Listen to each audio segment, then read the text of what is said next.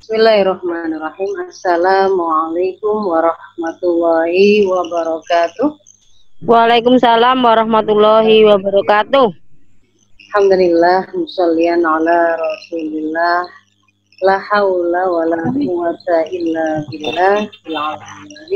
Rabbi shrah li sadri wa yassir li amri wahlul 'uqdatam min lisani yafqahu qawli.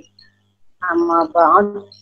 Alhamdulillah ibu sekalian yang dimuliakan Allah, para intelektual muslimah, para mutiara umat, kita bertemu, diberikan oleh Allah kesempatan bermuajahah secara virtual dalam majelis diskusi yang insya Allah mubarakah, karena kita mengkaji dan membahas bagaimanakah syariah Islam menjadi solusi atas persoalan yang terjadi di tengah-tengah masyarakat, dan kita hendak berkontribusi untuk menjadi subjek pelaku yang mencoba menyelesaikan persoalan tersebut. Terkait dengan situasi terakhir pada masa pandemi ini, sebagaimana tadi disampaikan oleh Prof. Lili, beberapa bulan terakhir sudah santer dimunculkan narasi tentang new normal, dan kemudian bahkan sudah dilakukan penyusunan protokoler kesehatan pada setiap bidang yang akan diberlakukan new normal tersebut, dan insya Allah ada beberapa yang sudah mulai adaptasi kebiasaan baru itu dilakukan sejak bulan ini. Maka ini menjadi sebuah kepedulian bagi kita untuk mengetahui apakah sebenarnya betul new normal ini adalah sebuah solusi untuk kondisi sulit yang kita hadapi hari ini, bahwa ada pandemi, kita sudah 3 bulan social distancing, kemudian itu melumpuhkan ekonomi, maka saatnya keluar beraktivitas kembali, tapi dengan sebuah paradigma baru. Nah, yang pertama saya ingin mengawalinya dengan menyamakan persepsi. Apa yang sebenarnya dimaksud dengan new normal? Karena pada saat ini, apa yang ada di benak masyarakat bisa jadi ternyata berbeda dengan apa yang ada di benak para pakar kesehatan yang menyusun protokol kesehatan, ataupun mungkin beda juga dengan apa yang ada di benak para praktisi ekonomi. Saya mengikuti penjelasan termudah yang kemudian sempat viral di sosmed yang dibuat oleh seorang profesor bernama Prof. Hermanto Siregar, ketika beliau diminta menjelaskan secara sangat sederhana apa new normal itu. Lalu beliau menggambar grafik seperti yang saya cantumkan di situ. Kalau garis sumbu datarnya, sumbu X-nya itu adalah waktu, berjalannya waktu, lalu sumbu Y-nya adalah jumlah kasus positif COVID, maka sebelum pandemi ini tiba, kita ada pada kondisi normal sebelumnya, 0. Penderita COVID-nya 0. Kemudian tibalah masa pandemi itu, dia naik secara eksponensial begitu, sampai kemudian pada titik tertentu dia mencapai puncak kenaikannya, lalu mulai turun, berkurang, dan terus kemudian mulai agak melandai, mendekati garis X, sumbu X, mendekati titik 0 sumbu Y, salah saya. Tapi tidak persis, karena si COVID-19 ini tidak akan hilang dari kehidupan kita. Sebagaimana wabah-wabah sebelumnya, setelah kemudian dia berhasil dikendalikan, bukan berarti kemudian dia hilang. Apakah itu kolera, apakah itu flu, itu tetap ada. Tapi grafiknya melandai, artinya akan bisa jadi masih ada kasus penderita baru, 1, 2, tapi terkendali. Tidak kembali ke titik 0 sebagaimana semula. Karena tidak kembali ke titik seperti semula, itulah kemudian disebut new normal. Jadi normalnya kita nanti pasca pandemi ini terkendali, kita akan hidup bersama si COVID-19 ini dalam keadaan yang tidak lagi berkembang secara eksponensial, tetapi dia hanya akan bertambah secara melandai saja angkanya. Relatif terkendali dan bisa ditangani oleh kapasitas pelayanan kesehatan yang kita miliki. Nah, jadi new normal itu adalah kita menjalani kehidupan, melakukan aktivitas maunya seperti layaknya sebelum pandemi. Yang bekerja ya bekerja, yang belajar ya belajar, yang beribadah ya beribadah seperti sebelumnya. Hanya karena masih ada COVID-19 itu bersama kehidupan kita, maka kemudian diberikanlah sebuah kebijakan harus menggunakan protokol kesehatan agar kita tidak tertularkan. Karena sebenarnya hakikatnya ini bukan kita hidup bersama corona itu terus kita bersahabat, itu bukan. Tapi sebenarnya berarti kita ini menjalani kehidupan dalam ancaman COVID-19 yang tetap ada. Gitu. Nah, ketika kemudian hari ini kita tahu WHO sebagai organisasi kesehatan dunia dijadikan sebagai rujukan oleh seluruh negara-negara di dunia untuk menetapkan kebijakan yang dilakukan, termasuk ketika mulai memperkenalkan kebijakan new normal ini, maka kemudian WHO ini pun juga memberikan satu tuntunan begitu ya, kapan sebuah kebijakan yang mulanya ketat, apakah total atau parsial, kalau di sini kita mengenal sebagai PSBB, kapan mulai bisa dikurangi. Maka kemudian dia menetapkan ada beberapa kriteria yang kalau dikelompokkan secara garis besar, itu harus bisa menjawab 3 pertanyaan utama ini. Yang pertama secara epidemiologi, apakah pandemi itu secara epidemiologi sudah terkontrol? Yang kedua terkait dengan sistem kesehatan yang dimiliki, apakah dia mampu menghadapi kasus seandainya kemudian pasca new normal dilakukan ada serangan gelombang baru, apakah dia siap? Jumlah tenaga kesehatannya, prasarana kesehatannya, testing toolsnya, dan seterusnya. Lalu yang ketiga kaitannya dengan surveillance kesehatan publik. Apakah dia sudah memiliki sistem untuk mendeteksi adakah kasus baru ataukah mentrace dari kasus yang ada itu kemana saja, seandainya kemudian ada kasus baru yang muncul dan tidak berasal dari tracing yang sebelumnya dimiliki, apakah dia mampu melakukan itu? Yang kemudian kalau kita lihat itu dijelentrehkan dalam banyak kriteria, begitu indikator. Saya hanya ambil satu ini saja secara epidemiologis untuk saya tampilkan, yang lain bisa dilihat sendiri nanti. Di antaranya kalau secara epidemiologis itu disampaikan berarti pandemi ini sudah mulai terkontrol adalah ketika terjadi penurunan paling tidak sebanyak 50% kasus dari latest peak, kasus tertinggi yang terakhir, dan itu berjalan selama 3 minggu. Kemudian yang lain lagi terjadi pengurangan jumlah kasus positif dari sampel yang diperiksa itu lebih sedikit dari 5%. Ataupun kemudian lebih sedikit didapatkan positif dari sampel yang diperiksa di antara pasien-pasien dengan gejala mirip flu, dan itu bertahan selama 14 hari.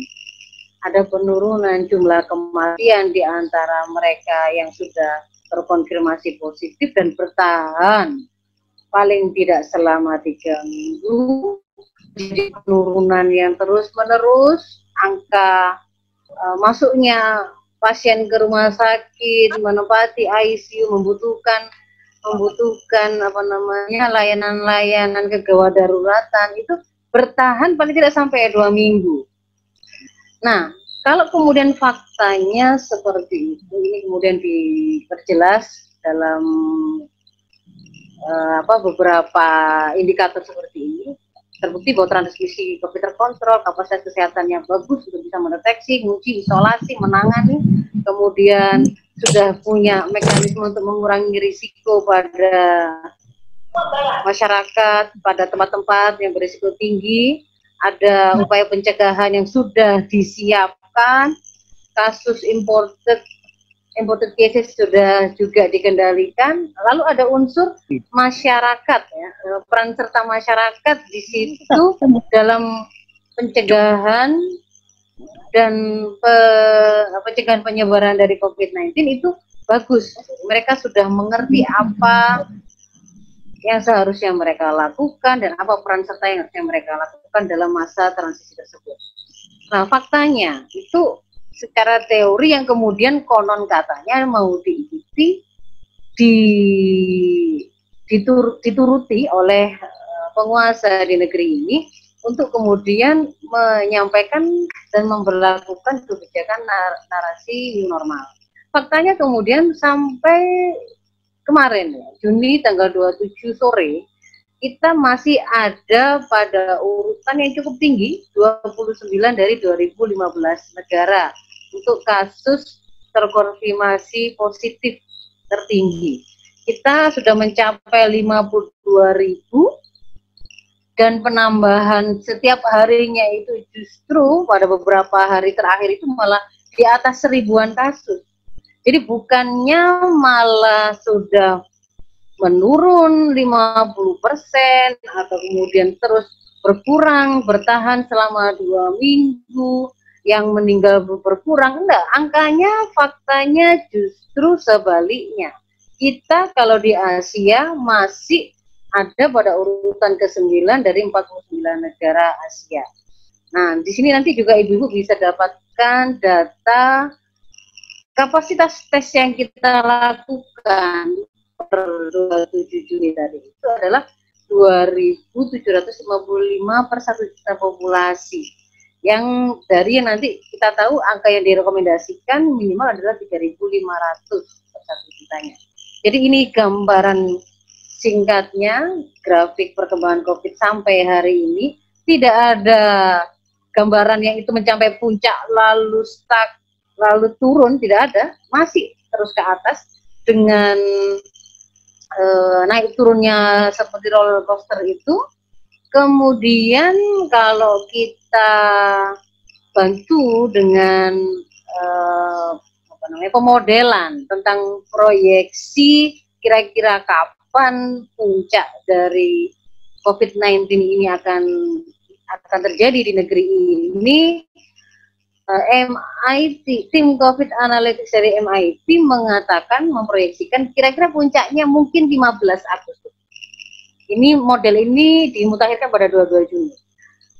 Dan angkanya kira-kira kalau pada puncaknya itu adalah sekitar 1.918 di Agustus. Kita hari ini masih berjalan menanjak. Jadi belum pada puncak, belum turun, apalagi kemudian mulai terjadi pelandaian.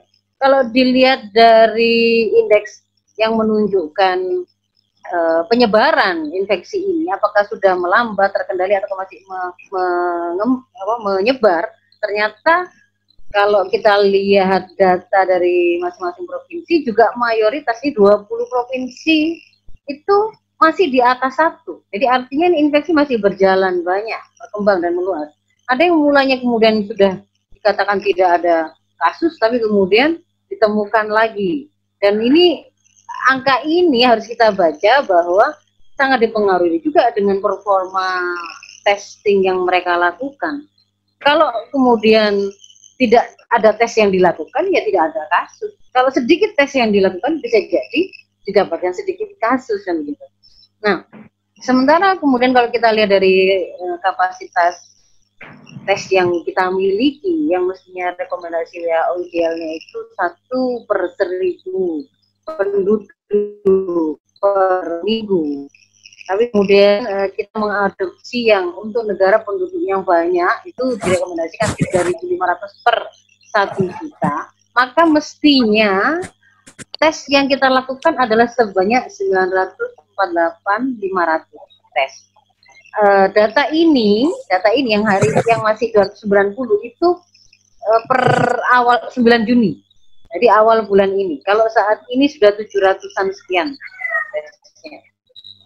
Masih belum mencapai apa yang ditargetkan. Dan ini masih termasuk terendah dibandingkan dengan negara-negara di dunia.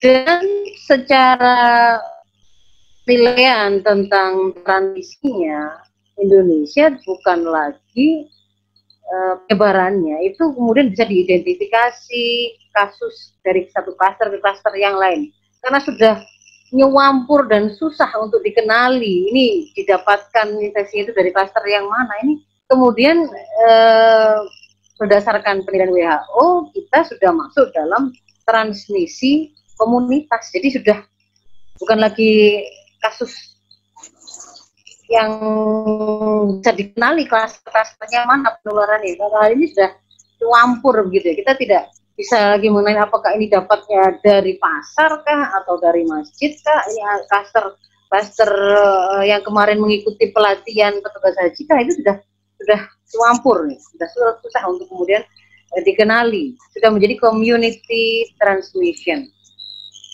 Dan kalau kemudian kita lihat indikator yang lain dari sisi kesiapan sarana pelayanan kesehatan dan tenaga kesehatan yang kita miliki, kalau pakai data 2017, kita memiliki kekurangan pada ketercukupan jumlah dokter umum, dokter spesialis, perawat, tenaga kesehatan yang ada di puskesmas dan di rumah sakit, semuanya mengalami kekurangan dari kondisi ideal yang seharusnya.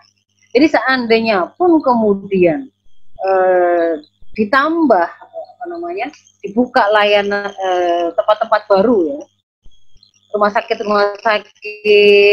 lapangan untuk rujukan, untuk perawatan isolasi yang lebih ringan, tidak seperti rumah sakit yang membutuhkan perawatan yang sifatnya itu berat, begitu sakitnya, kombinasi berat.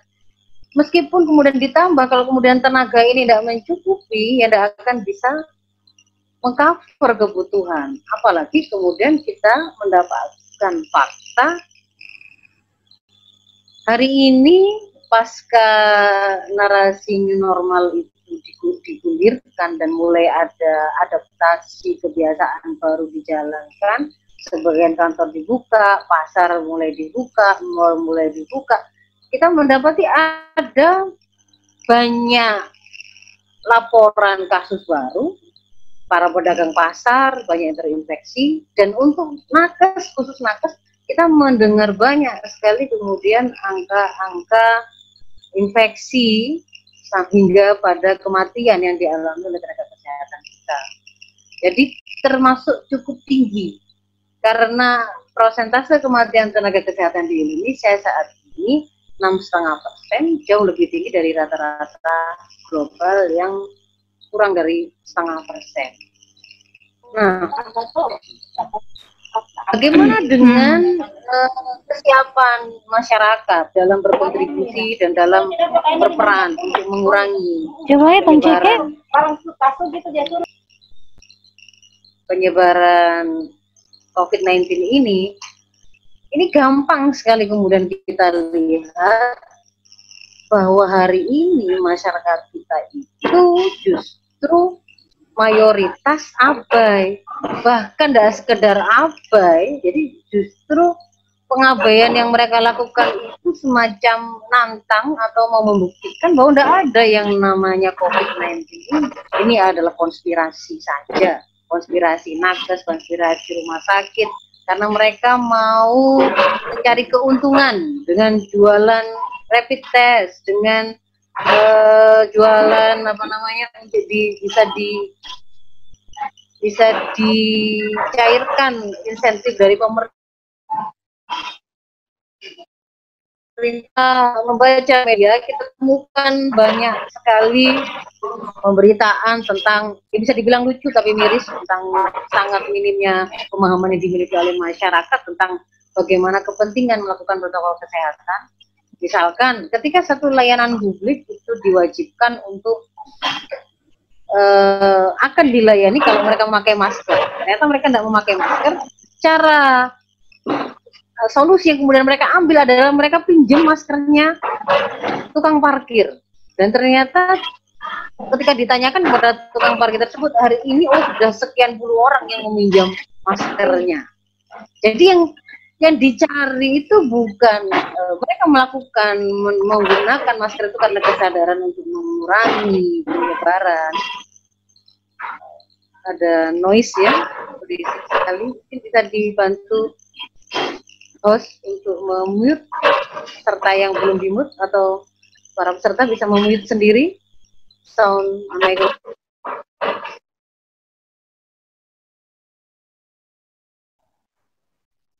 Bu Faizanya bisa di unmute lagi. Sudah, ya, sudah, saya sudah.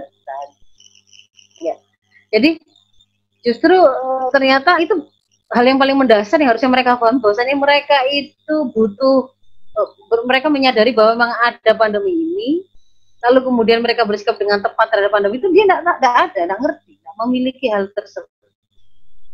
Faktanya seperti itu, sehingga kalau kemudian kita melihat konsep manajemen yang dimiliki oleh sistem kesehatan hari ini merujuk kepada apa yang dilakukan oleh WHO, apa yang dilakukan oleh CDC Amerika. Kalau di CDC Amerika itu adalah cegah penularan, kalau kemudian dilakukan upaya untuk mendeteksi siapa saja yang kemudian sudah terinfeksi, kalau sudah ditemukan kemudian direspon, dilakukan treatment dan seterusnya. Sementara kalau WHO dari dilakukan pendeteksian, dilakukan tes, setelah ditemukan kasus maka kemudian diisolasi, diberikan treatment, lalu dilacak dia sempat berinteraksi dengan siapa saja, menjadi klaster apa, kemungkinan penyebarannya kemana saja, dideteksi lagi dan seterusnya. Nah, kalaupun kemudian kita lihat sistem kesehatan itu dalam menangani pandemi hanya dari sisi ini saja, manajemen ini saja, ternyata sangat amburadul gitu. Mau mendeteksi, mau melakukan tes, ibu-ibu mungkin pernah membaca ketika dikirimkan petugas untuk melakukan rapid test di pasar atau di tempat tertentu, maunya untuk menjaring cakupan rapid test yang lebih besar. Faktanya kemudian ketika dikirim ke kampung, semua warga sepakat meninggalkan tempat. Ketika dikirim ke pasar, semua pedagang di pasar sepakat mengusir petugas yang dikirim, bahkan mengusirnya itu dengan apa namanya ya, dengan penghinaan, dengan dilecehkan begitu. Kemudian belum lagi kekisruhan ketika melakukan tes itu menggunakan rapid test yang false positifnya, hasilnya positif tapi sebenarnya itu tidak terinfeksi. Itu banyak yang membuat tambah gak percaya lagi. Ditambah lagi dengan kegaduhan atau kekisruhan karena kemudian ada propaganda, ada pengumuman yang disampaikan oleh rezim bahwa setiap petugas yang meninggal akan mendapatkan insentif 300 juta, setiap yang terlibat dalam penanganan akan mendapatkan 10 juta gitu. Faktanya kemudian saya kebetulan ada di dalam salah satu grup nakes begitu, yang kemudian di puskesmas itu ada yang menge-share sudah didata sampai 4 kali, dan untuk yang pendataan terakhir diberi sebuah persyaratan tambahan bahwa kalau itu dikaitkan dengan berapa banyak jumlah rapid test yang dilakukan oleh puskesmas tersebut. Kalau di atas 100 maka dia boleh mengajukan 4 nakes yang bisa mendapatkan insentif. Padahal kemudian yang kita dengar, yang itu berada di tengah masyarakat, semua puskesmas, semua rumah sakit, semua nakes, mereka mengira semuanya itu adalah orang-orang yang sudah mendapatkan insentif tersebut. Yang kalau kemudian kita telusuri lagi video yang disampaikan oleh Menteri Keuangan kita, ternyata mereka masih pada tataran mendata. Yang cair itu baru 0,1%.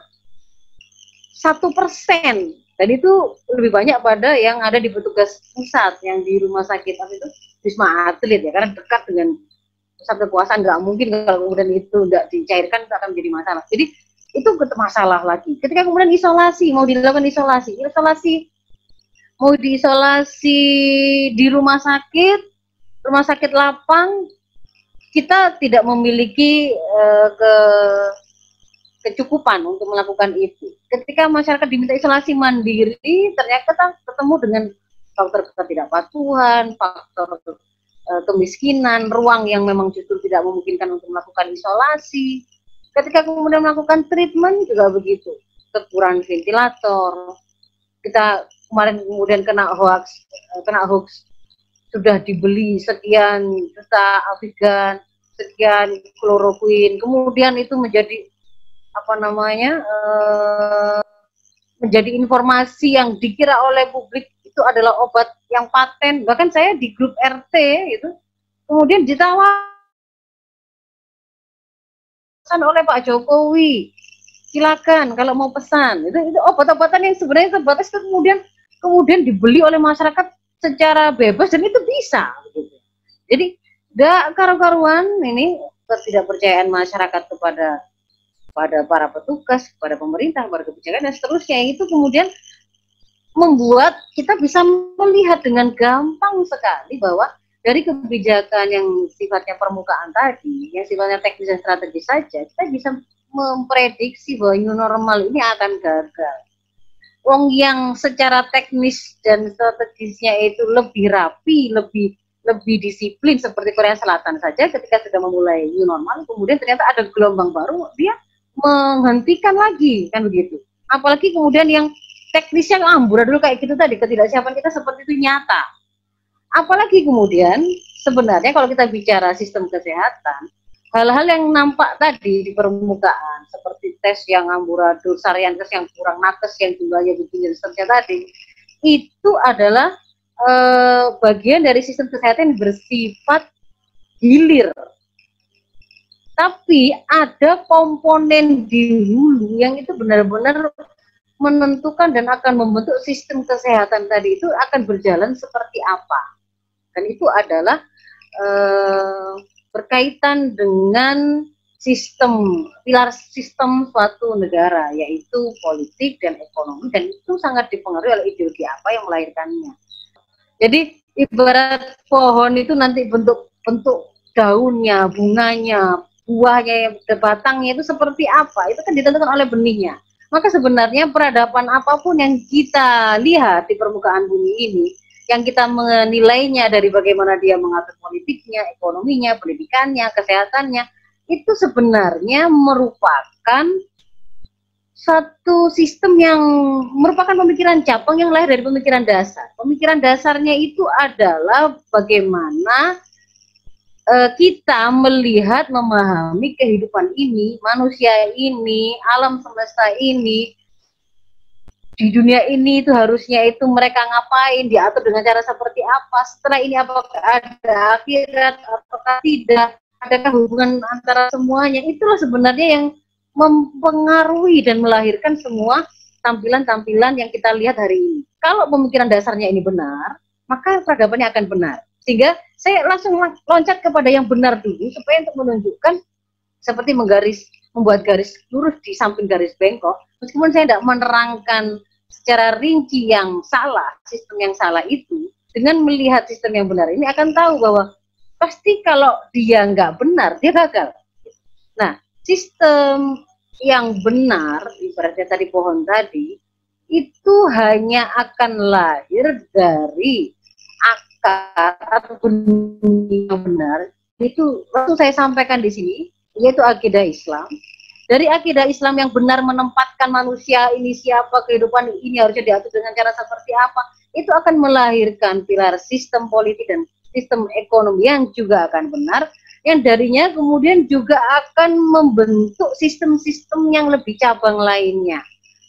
Nah, akidah Islam inilah yang kemudian akan membuat apa sebenarnya paradigma kesehatan yang sahih itu. Apakah kesehatan itu merupakan komoditas yang bisa diperjualbelikan, ataukah kesehatan itu adalah kebutuhan pokok yang wajib dipenuhi?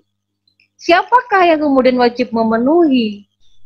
Bagaimana karakter penguasa yang dia itu akan memenuhi layanan atau kebutuhan kesehatan ini?